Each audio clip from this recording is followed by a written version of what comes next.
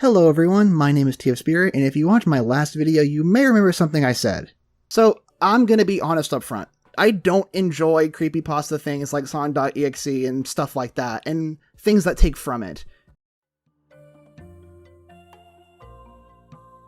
Pillars of horror has never really interested me. This is the case for two reasons. One, my internet usage was very restricted when I was younger. Not as in my parents put up child locks or anything, more like we didn't really have a computer for a very long time. So I learned about creepypastas after my taste in horror was made. And two, in elementary school, middle school, and high school, liking creepypasta stuff got you bullied, and I was already picked on enough, so I didn't want to make it worse. So because of my lack of exposure to creepypastas, I never really cared for it, and I missed the hype of one of the most famous stories, Sonic.EXE. After my last video though, a game was recommended to me, that being Sonic.EXE Outcome Memories, and since I never touched TD before Sega took it behind the woodshed, I decided to talk about it. You know what? I'm an adult, and I stopped caring about what people thought about me a long time ago. Let's read the original Sonic.EXE story. It can't be that bad and an entire fandom sprung up about it. 2 hours later. It's the biggest piece of dog shit. Community this big spring up around such a poorly written story? Probably spite, but that's besides the point. Before we go any further, I want to make something very clear. As of writing and recording, this game hasn't been out for a very long time, and the dev team is like college students and stuff. So everything and anything is up to change. Also, I've never played a game like this before, aka these like TD type games. So if I miss something that is integral to these kinds of games, please let me know. This is uncharted water for me, and I want to know what is and isn't normal. Anyway, let's not waste any more time, and let's talk about Sonic.EXE Outcome Memories. Come on, bring it!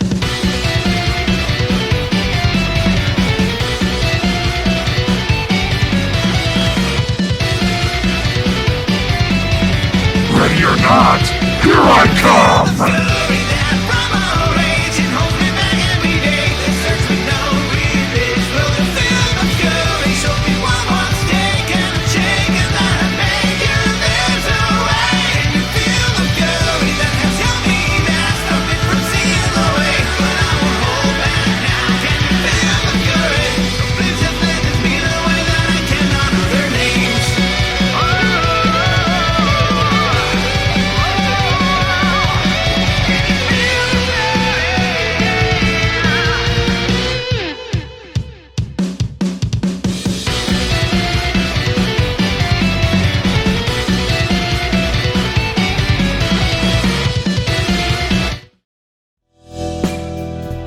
In Sonic.EXE Outcome Memories, you play as either a survivor or a killer, or in this game they're known as executioners. As a survivor, you have to work with your team to survive until the exit ring appears. As the executioner, you have to kill all the survivors before that happens. Despite common belief to the story, all the survivors, maps, and executioners are not brought into this one dimension by a being known as the Outcome King. King was just a joke between devs that got way out of hand. We have no idea why our survivors and executioners are brought here, but whatever the reason, it's still a never-ending game of cat and mouse. So this is the first time in one of these videos where I have something to say about basically everything, so the notes section isn't going to be very big. There can't be multiple of the same characters in a round, which forces team variety, which I'm very happy about, as I can already tell in this game if they let you stack the same characters, it'd be hell. The roster of survivors you can play as are the usual EXE fare. Tails, Knuckles, Eggman, with characters like Cream, Amy, and Metal Sonic thrown in for good measure. You can also play as the Blue Blur himself, which may seem like a no-duh, but Sonic being playable is actually kinda rare in games like this, since he's usually either dead or has had his body taken by the EXE. Right now, the roster leans more into classic Sonic, but they are going to have some more modern Sonic characters too, like Silver, Blaze, Shadow, Rogue, and even Infinite. By the way, don't really know how they're going to nerf this man to be a survivor, but whatever. Currently, there's only one playable executioner, that being 2011X. However, there's already a long lineup of confirmed executioners based off of more EXEs. Sonic.EYX, Allfather, Lord X, 2017X, Starved Infernus, EXE, and there are even some OCs that are from the devs or from other games on Roblox, like Alucard and Colossus. So, fun fact, while I was recording this part of the script, and well, writing and recording it, I was talking about how the one EXE I kind of knew about, that being Rewrite, was scrapped, and I thought that was funny. And then he got reconfirmed. So I think that's just funny that he actually is coming in the game. When it comes down to atmosphere, this game has building it down fantastically. Every map sells you amazingly on what it's going for. Green Hill feels nostalgic, but not for the right reason, like something that used to be happy and fun has been replaced by something dark. Not Perfect fits a similar vibe. It's colorful and cheerful, but it's too colorful, like whoever made this place is trying to mimic joy and happiness without understanding it. On the flip side, Exe's Castle and You Can't Run are broken, desolate places. They feel like something horrible just happened and your group stumbled in the last few moments. My favorite in this regard is YCR.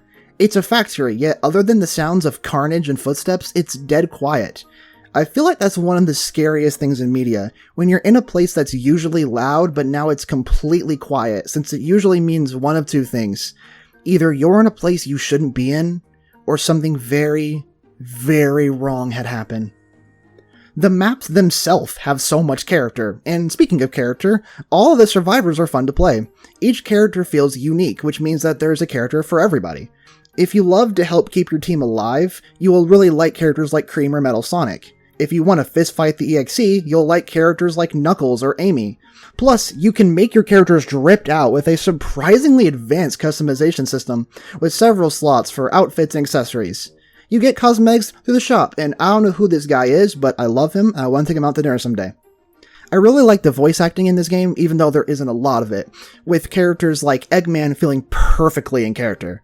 Also, the dude that voices 2011 is really menacing. Found you! Gotcha! My exact copy. But one fatal flaw. You'd never be a god! Now, this is the part I want to talk about the most, that being the music. Usually I would talk about the music in the notes, but I firmly believe that if this game had a different soundtrack, it wouldn't be as cool as it is. This game could just be a bunch of untextured cubes and the OST would still carry it. Not a single song isn't a banger, and I want to yap about it. Starting off with the music for the main menu and the lobby. Both tracks are amazing and give you this feeling of walking into a nightmare.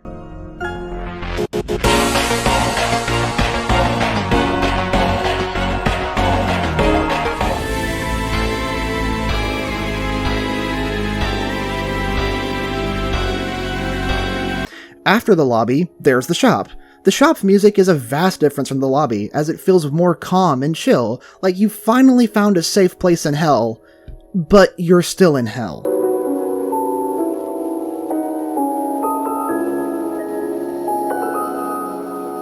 Once you leave the lobby and enter a match, things only get creepier. Let's break this down via the two maps I think do this the best with music. Not Perfect's main theme feels like it's trying way too hard to be happy and joyful. Going back to what I said earlier, it feels like something is trying to mimic happiness, but just doesn't understand it.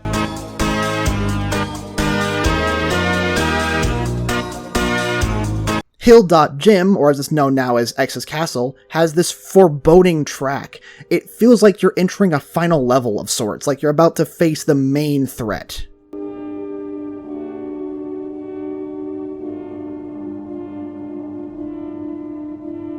The other maps also have fantastic music, but I feel like those two do it best for atmosphere. Now, let's talk about the song you're probably going to hear the most, that being the chase themes. While I do like the chase themes that have been revealed for characters like Furnace and No More Innocence, I'm going to stick to the one killer we have in game, that being 2011X. To take from a comment on the song's main video, it sounds like the song is laughing at you, which is perfect for 2011. He enjoys the chase, loves toying with his victims, so his theme has him laughing at you for thinking you can escape. Some parts even tell you to run faster and be better.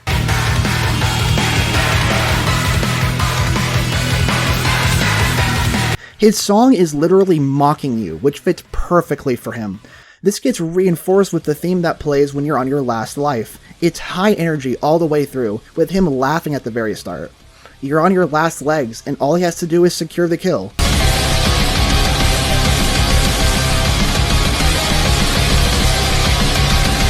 There is a variant for the Miku skin, but I'm not going to talk about it because I'm fucking sick of Hatsune Miku. When he grabs using his charge ability, the music changes again. It becomes this intense beat with a focus on the drums that chokes you out, getting louder and more chaotic as he gets closer and closer to choking you to death. The music reminds me of the Pandemonium minigame from Pressure, which is a massive compliment, by the way.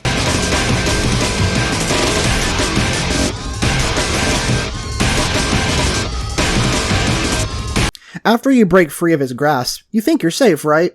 Wrong, since you're about to hear the 6 words that make a cream main cry. Ready or not, here I come! Hide and Seek feels like the song of a monster who's done playing by the rules. He's been a punching bag for way too long, and now it's time to die. It feels like 2011 is finally flexing his power. Before, he was willing to toy with you, but now you've pushed him way too far. No more tricks, no more games, just pure power and strength. It's 1:45 of fighting against the devil without a crucifix, and it only ends when 2011 works off his anger, and it's awesome. This theme makes your heart race, and it's very, very well made. Now that we've talked about the maps and the executioner, let's talk about the 2 paths a match can go. Let's say you work with your team and make it to the very end. This starts the final 80, where the exit ring opens and it's a mad dash to the exit. Every map has a unique final 80, and most of them have a very iconic sound. It's a sound that strikes fear into gamers everywhere. No, not that, but that's a good guess. I'm talking about the drowning sound. Yeah, that one. Gave you PTSD, didn't it? The only song that I don't think has that drowning motif is the final 80 for YCR, but I might just be deaf, I don't know. Anyway, every final 80 is quick and action-packed, hammering in the idea that you need to run now and fast. It gives you that feeling of being so close, but you can have that hope ripped away from you if you're not careful enough. It's adrenaline pumping, with any mistake being your last.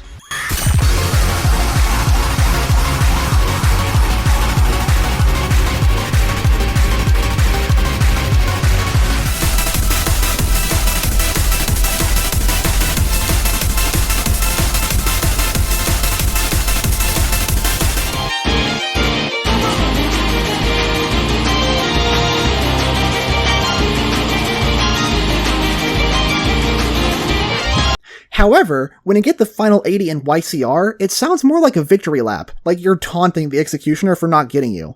Despite being told otherwise, you could run, and Sonic and the team seem to be rubbing it in.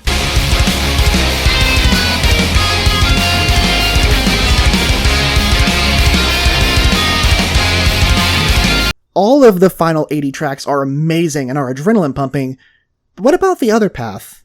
What happens when everyone dies and there's only one man standing? Every character has their own unique last man standing theme. Currently, the songs are Break Free,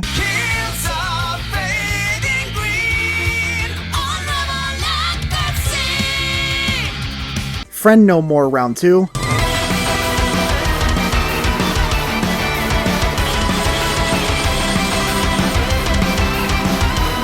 Feel the Fury,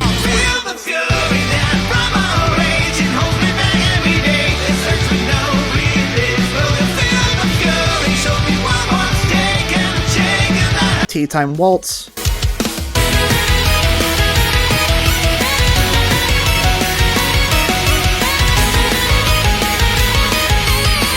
Cracked Empire,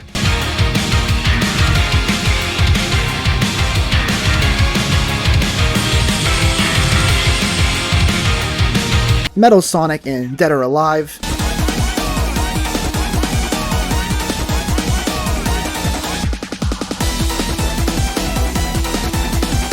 and Damsel in Distress.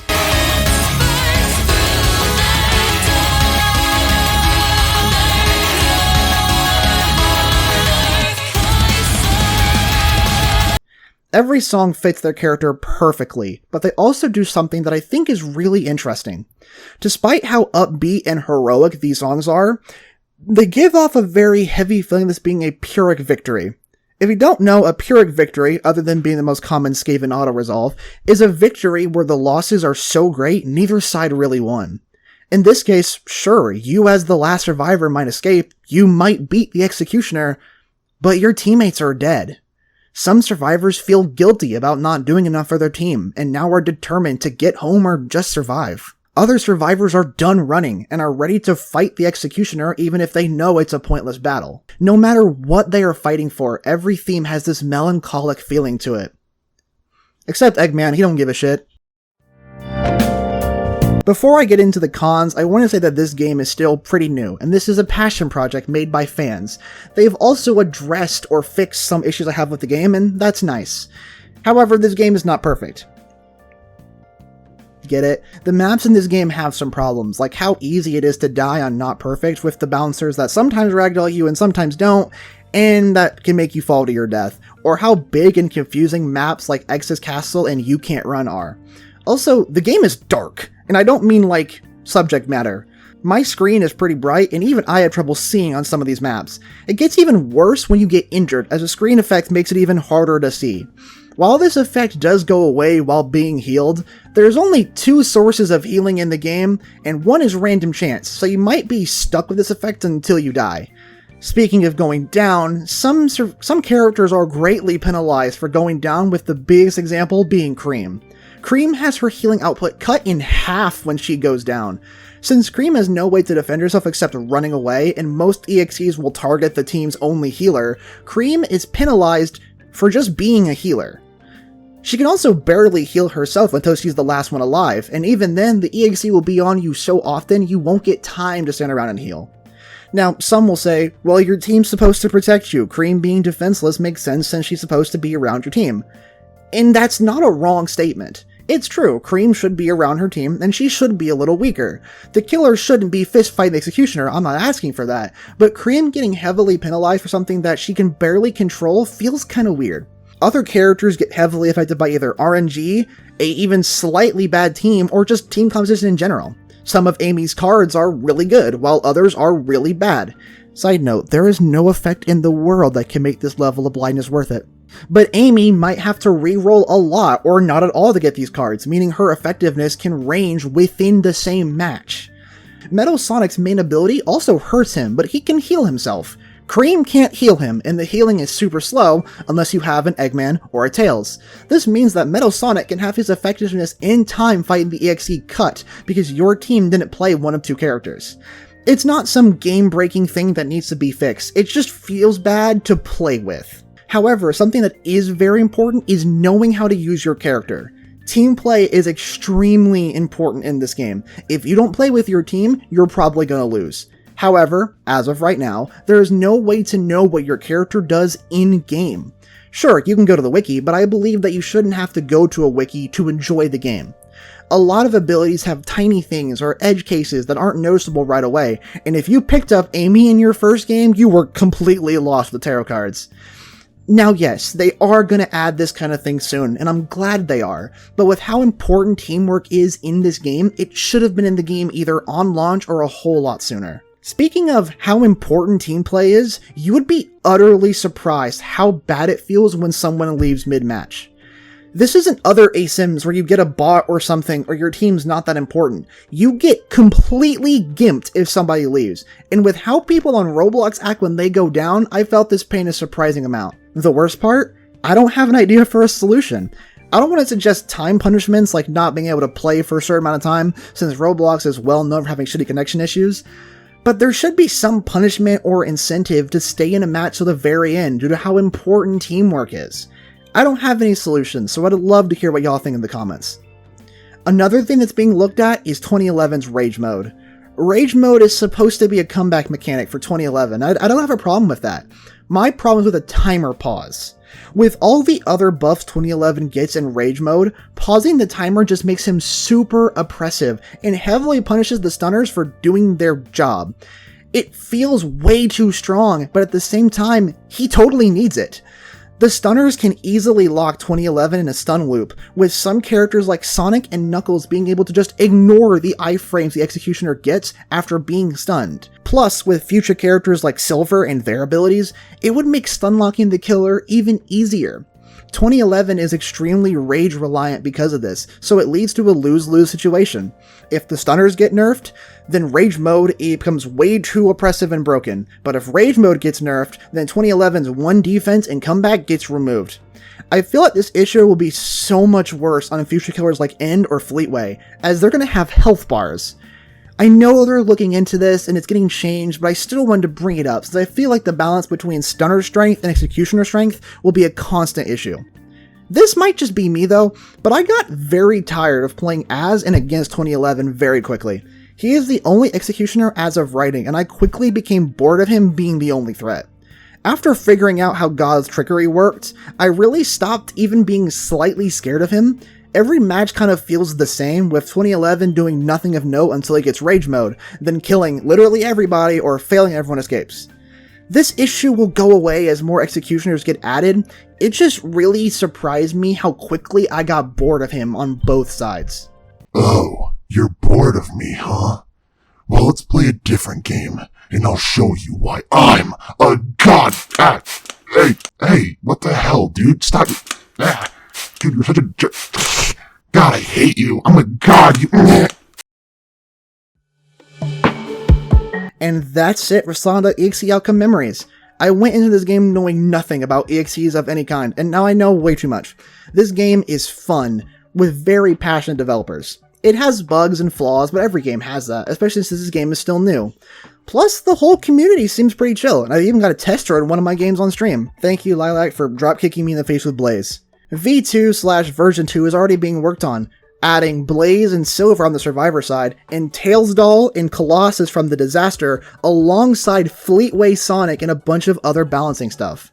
Even though this game didn't make me a Sonic.EXE fan, I still enjoy the game, and I think you should check it out. Now, if you need me, I'm gonna go chase down the Knuckles since he keeps running away from my healing. Thanks for watching. Leave a like, drop a comment if you have something to add, subscribe, stay safe, and have a good night.